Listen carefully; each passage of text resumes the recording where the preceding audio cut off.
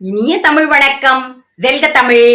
மதுரை வீதிகளின் வழியே ஒரு பாட்டி, முதிர்ந்த வயது, முடியெல்லாம் நரைத்து நடக்க முடியாமல் தத்தி தத்தி நடந்து செல்கின்றாள். நெற்றி நிறைய திருநீறு பூசி ஞான ஒளி வீச அந்த மூதாட்டியானவள் நடந்து செல்கின்றாள். நடந்து பாண்டிய மன்னனின் அரண்மனையை அடைகின்றாள். அங்கே மக்கள் கூட்டம் அலை மோதியது. என்னடா அங்க நடக்குது பாப்போம் அப்படின்னு சொல்லி இந்த பாட்டி போய் பாக்குறாங்க. அங்க ஒரு பெரிய ஊஞ்சல். அந்த ஊஞ்சல் இரும்பாலையோ இல்ல வெள்ளியாலையோ செய்தது அல்ல, செம்பொன்னால செஞ்சிருக்காங்க. அந்த பலகை, சங்கிலி எல்லாமே தங்கத்தால் ஆனது. அப்படியே ஜொலி ஜொலின்னு ஜொலிக்குது.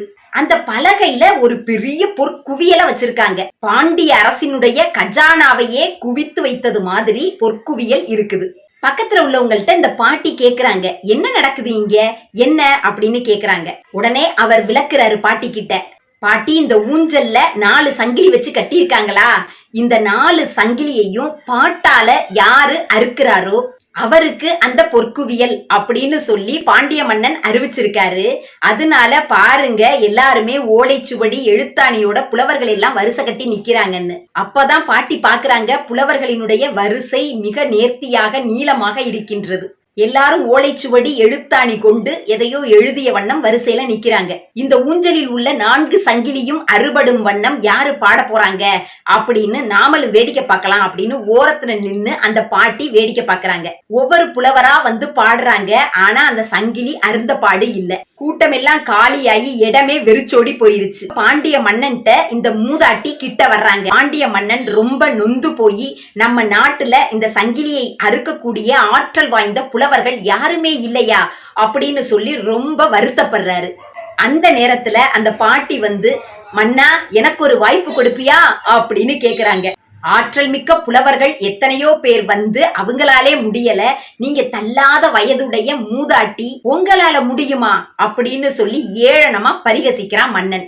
அப்ப பாட்டி சொல்றாங்க, நான் முதிர்ந்தவள் தான், நான் ஒரு பெண் தான், ஆனா எனக்கு ஒரு வாய்ப்பை நீ கொடுத்து பாரு அப்படின்னு சொல்றாங்க. உடனே பாண்டிய மன்னன் கேக்குறாரு, நீங்க யாரு, உங்க பேர் என்ன அப்படின்னு கேக்குறாரு. உடனே பாட்டி சொல்றாங்க, நான் வேலை வணங்குகின்ற, வேலவனை வணங்குகின்ற அவ்வை பாட்டி அப்படின்னு சொல்றாங்க.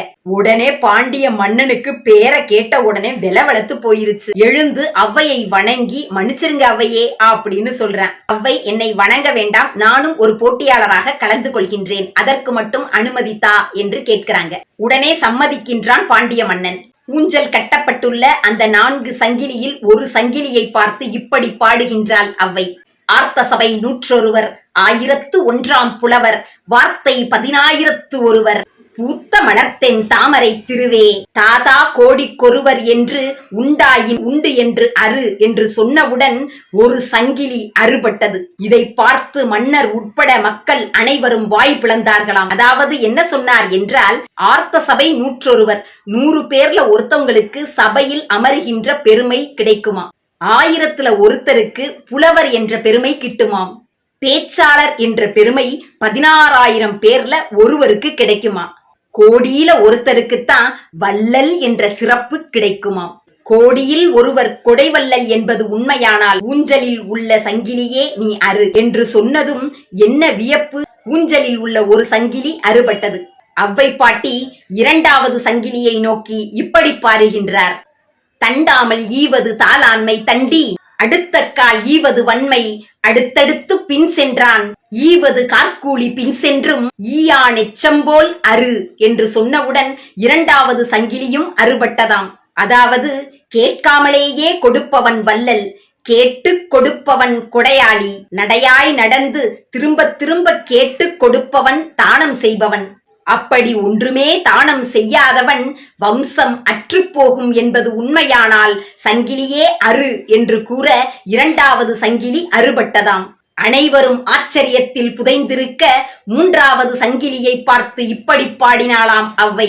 உள்ள வழக்கிருக்க ஊரார் பொதுவிருக்க, தள்ளி வழக்கதனை பேசி எல்லளவும், கைக்கூலி தான் வாங்கும் காலருவான், தன் கிளையும் எச்சமரும் என்றால் அரு என்று கூறியதும் என்ன ஆச்சரியம் பாருங்கள், 3வது சங்கிலியும் அறுபட்டதாம்.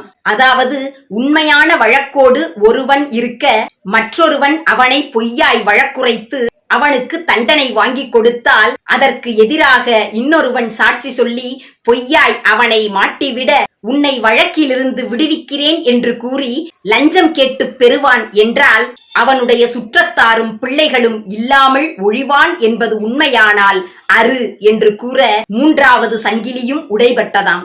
நான்காவது சங்கிலியை நோக்கி இப்படி பாடுகின்றாள் அவ்வை. வழக்குடையான் நிற்க வலியானை கட்டி வழக்கை அழிவழக்கச் செய்தோன் வழக்கிழந்தோன் சுற்றமும் நானும் தொடர்ந்தழுத கண்ணீரால் எச்சமரும் என்றால் அரு.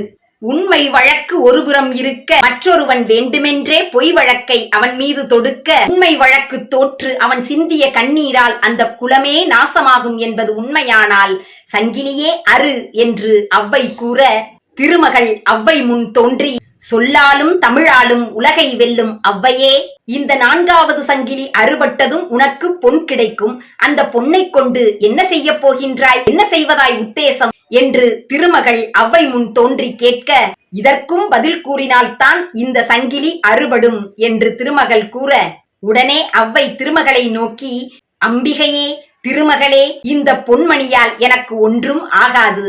இது தமிழ் பேசும் பெருமக்களுக்கே சொந்தம். எனக்கு வேண்டியதெல்லாம் உன் அருளும் ஆசியும் தான் என்று கூறினாளாம். அவ்வையின் சுயநலம் இல்லாத பொதுநலமான இந்த பதிலை கேட்ட திருமகள் நான்காவது சங்கிலியும் அறுபடுமாறு செய்தாளாம்.